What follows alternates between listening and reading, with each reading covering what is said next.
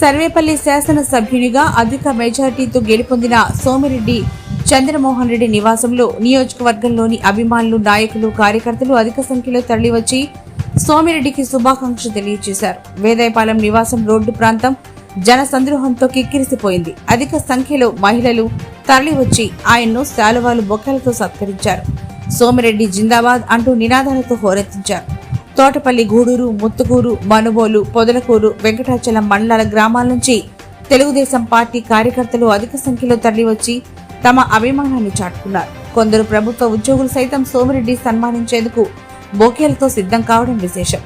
సోమిరెడ్డి తన మాటల్లో చెప్పినట్టుగా ఈసారి ఎన్నికలు ప్రజలు నిర్వహించారని చెప్పడం వాస్తవికతకు దగ్గరగా ఉందని చెప్పడంలో ఎలాంటి సందేహం లేదు.